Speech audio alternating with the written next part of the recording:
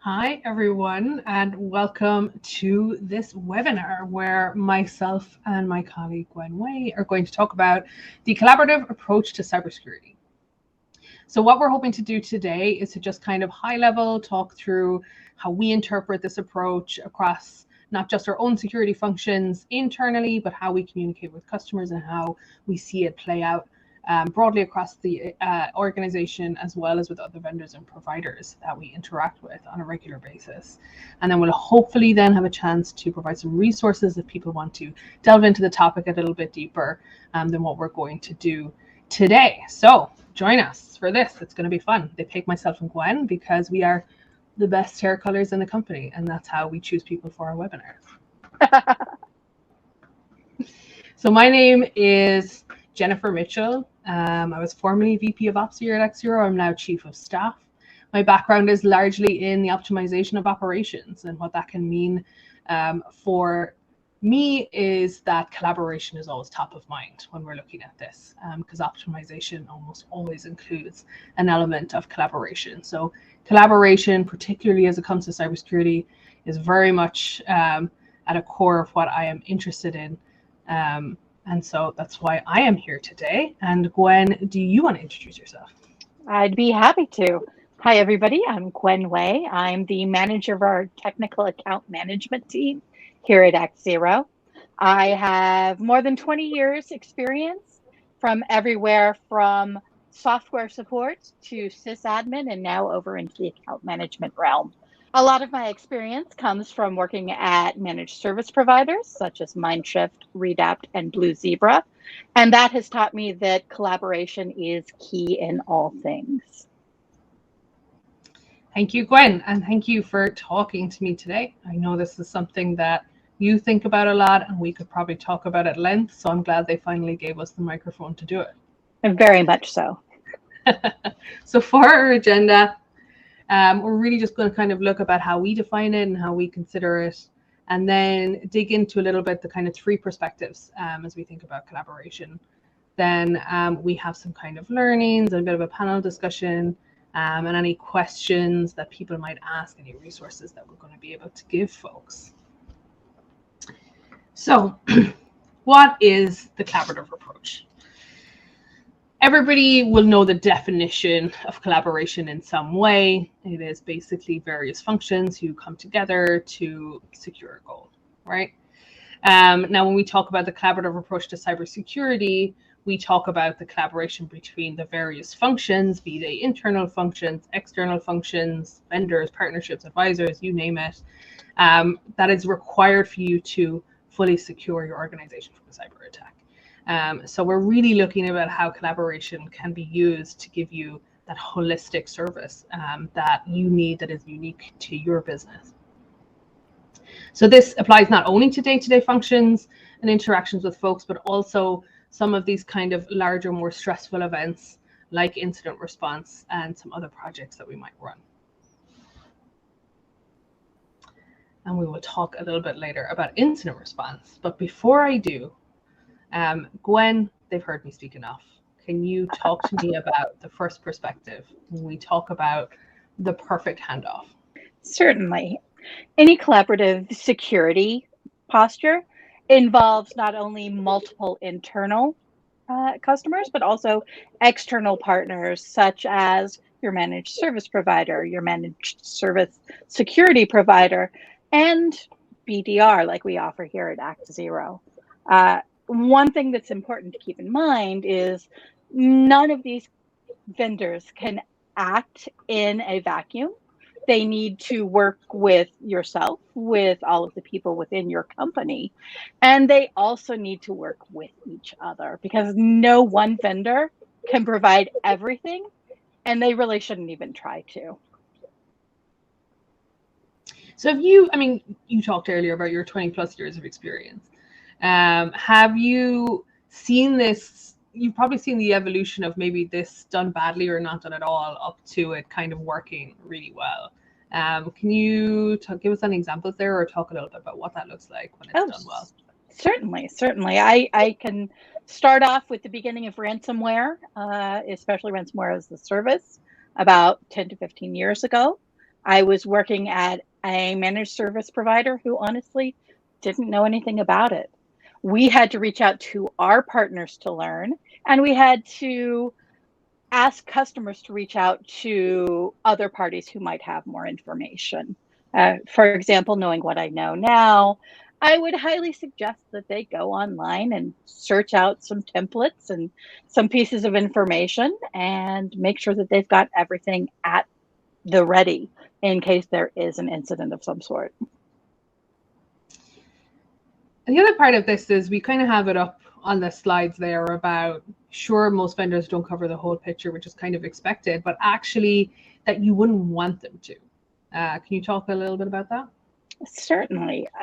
There is so much to learn in every aspect of technology, from just being a sysadmin to being somebody who is in security to being someone who focuses on the network, that at this point there is no way for any one person or indeed any one customer to fully provide everything that somebody needs to be safe. They need to work together. They need to work with you as a customer, and you need to work internally as well.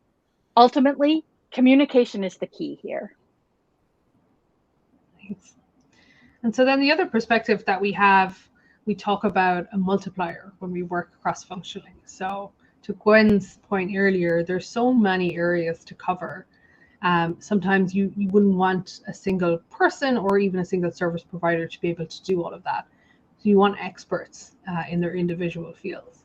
And what's interesting then when you dig into that a little bit further is that we talk about cybersecurity and we immediately kind of picture in our heads, our super technical folks, the ethical hackers, the defenders, the threat hunters, the threat researchers, the really, really intelligent folks who are right in the depths of all of this every single day. And of course you do need those.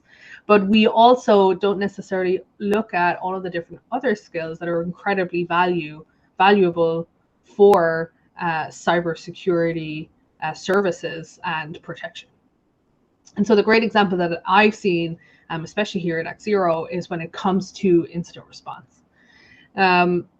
So consider an incident for a second, right? Fundamentally, incidents are really just a risk that has been realized in an incredibly stressful way. And every incident looks different, and it will impact your company differently, and it will impact different departments differently.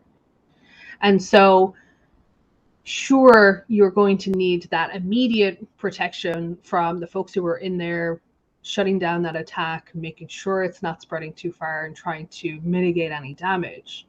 But then you also need all of the skills that start to ring around that. So you're going to need, to your point, great communicators, people who are able to take the minute-to-minute updates of what's happening and communicate them out to stakeholders who are potentially not technical themselves, and you need that translation point to be able to explain it.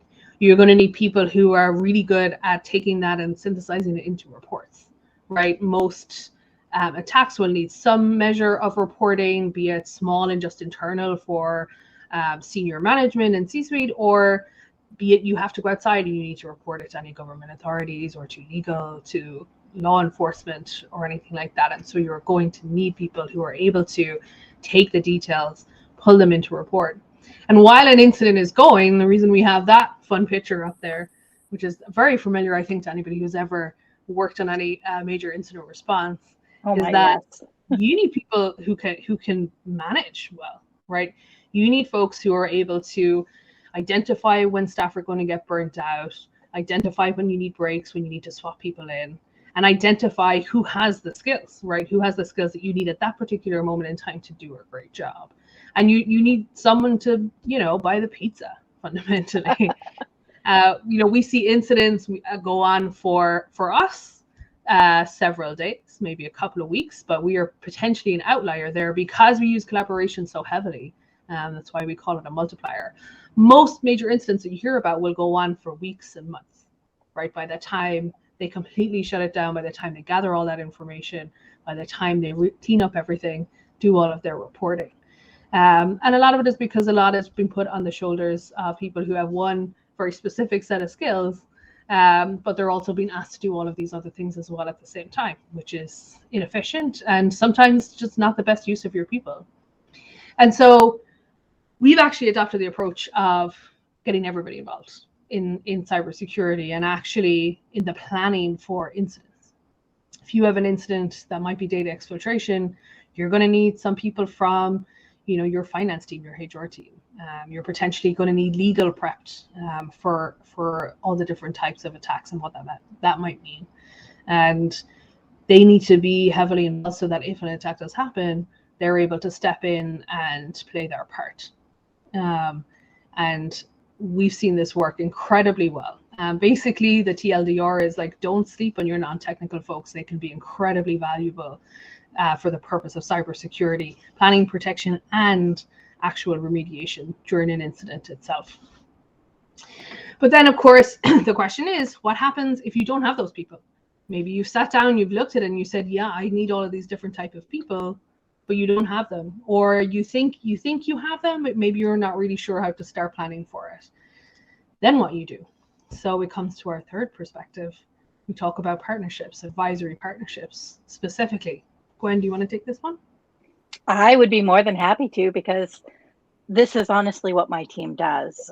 We provide advice to customers who may or may not have the expertise that they need to set up an incident response plan or an acceptable use policy, anything like that is necessary in keeping the company safe. And so, we can wax lyrical about being very specific about the different roles in an incident and all of those things, because of course that's our area of expertise. Can you talk through kind of broadly, what kind of advice you give some of our customers or even some of our prospects who come to us about these things, not just for the incidents, of course, but broadly across, the whole offering? Certainly. One of the big things that we urge everybody to remember is that, honestly, everybody is involved in this. Everybody can either be the cause of a security issue or the way to resolve it, from the person who is answering your phones up to your CEO, CFO. It's very important to get all of their buy-in and provide them with the knowledge that they need in order to keep the company safe. You can do that through education. You can do that through using resources that you can find online. I know that ActZero, we have a large number of resources that are relatively easy to find on our website, and we'll be including some of them here within the Bright Talk. Thanks, Gwen. And so what other collaborative opportunities are there for some of the stakeholders that we've mentioned, right? We've talked about kind of where to start, what kind of advice you should seek out, but there isn't really an end to that collaborative approach, right? It's kind of like an unending effort. So what other opportunities are out there? It really is. Well, one of the big things is getting feedback from all of your stakeholders. Go to the executives. Get them to explain what they think the security objectives of the company are. Work with them to define them more strongly so that they can then be brought to the rest of the company. Make sure that your entire IT team is on board. Make sure they've got the resources that they need and the knowledge that is necessary in order to set everything up as securely as possible. And finally, educate everyone. I know one of the big things that's going around right now, and in fact, we're getting little bits of it currently, is a social engineering where people reach out and say, hey, I'm your CEO and I need you to go buy me an Amazon card because I can't do it right now. And there are people who actually say, oh, well, I want to be on the CEO's good side and don't check, the actual email address that it's coming from or the phone number that it's coming from, or reach out to the CEO and say, do you really need this? Even little things like that, educating your entire staff will make a world of difference for you. Yeah, I know we kind of hear a lot about cybersecurity awareness training, but it is definitely not something to be undervalued. It is incredibly worth educating your staff on these things. Good points, Gwen. And so myself and Gwen could probably and have sat down and talked about this at length at various times. We'll try to keep it brief and high level so that we don't bore anybody today. But, you know, the essence of kind of what we want to put across when we think about collaboration is that collaboration is not just do it if you can. We think it is fundamentally necessary. We think it improves your protection. It overcomes the challenges like, you know, cybersecurity, talent shortages, burnout, all of these different things. And so it is absolutely necessary in order to kind of have that best performance cybersecurity protection that you are aiming for. Yeah. The other thing we want to think it's very important is that you should plan to collaborate across different stakeholders. You could find yourself in a situation with an incident or something else where it's going to be very difficult to get people on board in an emergency. People are stressed. There's a lot of information flying around. And so you should plan to collaborate in advance with these different stakeholders and run things like fire drills or any kind of routine activities that you might expect to do. Make it very familiar to them what's going on, kind of demystify the concept of cybersecurity protection to them, and do that regularly and plan it out. The third really is to really understand that a lot of cybersecurity problems also require non-technical skills to overcome them. And that is not a weakness of your cybersecurity staff. That is by design, right? You know, you're not going to ask a doctor to go and represent themselves in court, right? That would be bad advice. And so people spend their lives and their training and their time becoming experts on specific areas, and you should give them the space to do that. And the other problems that you might have that might require non-technical skills, find other people to do them. And then the other important determinant that we talked a little bit about is not only those individual skills, but also those functions, right? We talked a little bit about, you know, if it's data exfiltration, you might need HR, you might need finance, you might need legal. Think about the different functions of, you know, who owns those systems, who owns those processes, who would be affected the most in your company by an attack. And so that's also something to consider when you are looking at collaboration. Anything to add there, Gwen? I think, again, the only thing that I have to add, and it's kind of tied through all of this, is use all of your resources. I know I've said it before, and I'll say it again. This is kind of my soapbox, but there is so much out there that people can use that you just need to search and find it and tie it into everything that you do. Great segue, Gwen. It's almost like we planned this. Resources, incredibly important, and we don't say this to just push our own. Feel free to use ours. Also, go online. There are so many of these resources out there. Definitely don't reinvent the wheel. A lot of people are talking about this. A lot of people have created templates. The ones we would recommend from our perspective is actually a deeper dive into the collaborative approach to cybersecurity. So a little bit more in depth of what we talked about today, and also includes actual examples, right? Includes some use cases and stuff that are really interesting to look at.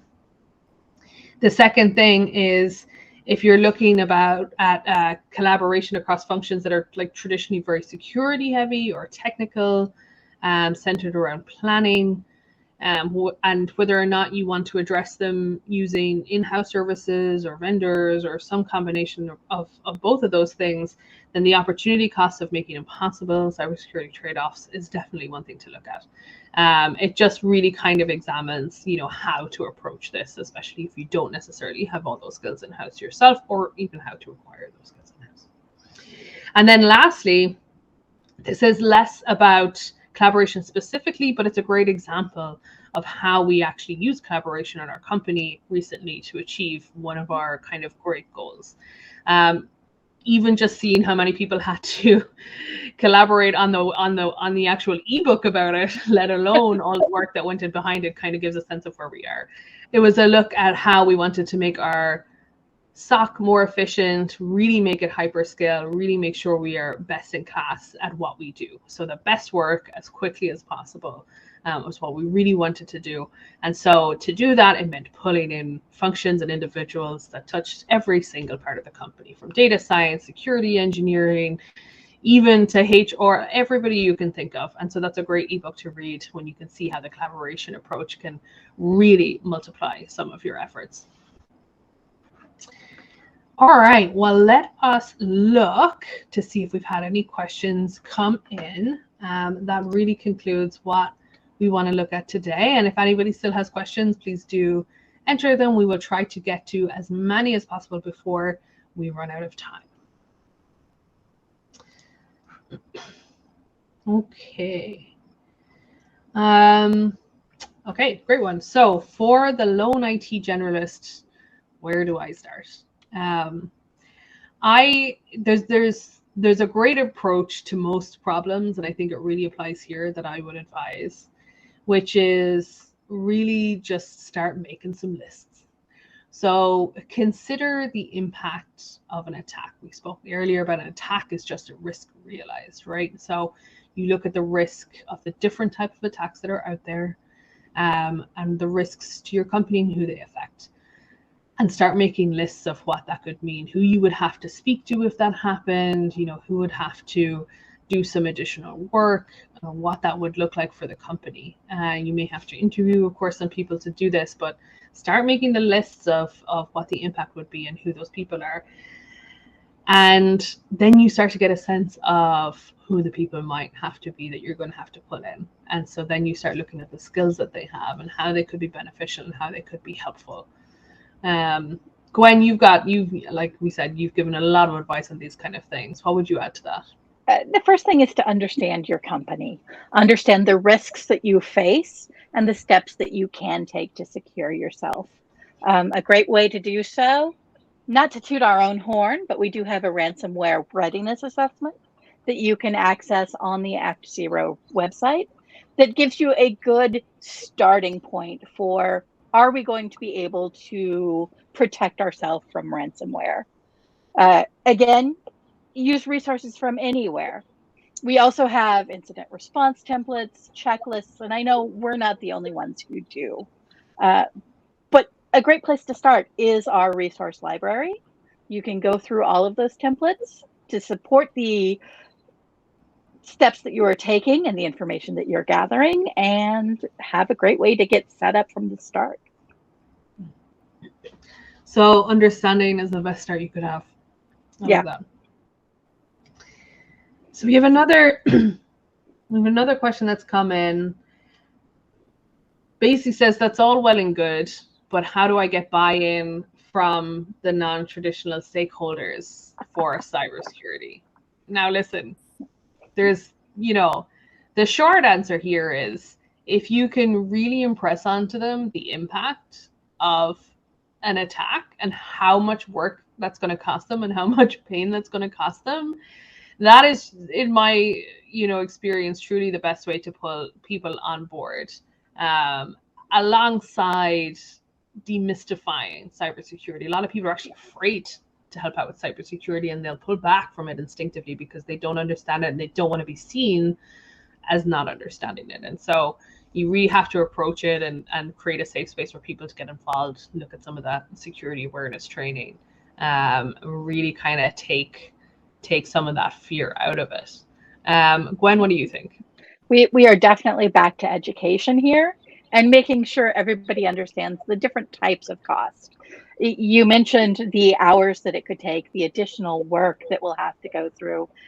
Sometimes, especially with C-suite level, the best thing to do is, how much money is this going to cost us? How much data is this going to cost us? How much reputation is this going to cost us? And finally, one of the things that you need to keep in mind is that it is extremely easy for an incident to begin. As we discussed with the gift cards, that is an incident. If somebody clicks on a link in an email, and that happens more than we like to admit, it can cause a massive impact for the entire company. That's a really great point. It can be hard to get buy-in for something that hasn't happened, and there's a bit of a survivor bias approach that those stakeholders can have. It hasn't happened yet, and therefore I'm sure we'll be fine. However, let me give you kind of a fun example of something where we actually made an incorrect prediction recently. So we do this annual cybersecurity predictions, like top 10 cyber security predictions for the following year. And we were looking at our predictions for 2021. And one of them was we predict that these attackers and the bad actors are going to use increasingly complex technology in order to carry out their attacks. Like you look at some of the deepfakes online, like all of these different things that people can do. So that was our prediction, that we were going to see a rise of like complex technology and going to have to respond to that. A year later, we're looking back to see did that prediction come true, and it did not. You know, we really had to walk it back. But not for the reason you think, right? It wasn't that this technology didn't happen. It's not that this technology didn't exist. It was the fact that this technology is incredibly expensive to run and operate, or it was at the time. And attackers didn't need to use it because they were still sending phishing emails or text messages, and people were still clicking on them and responding. It is so easy, to Gwen's point.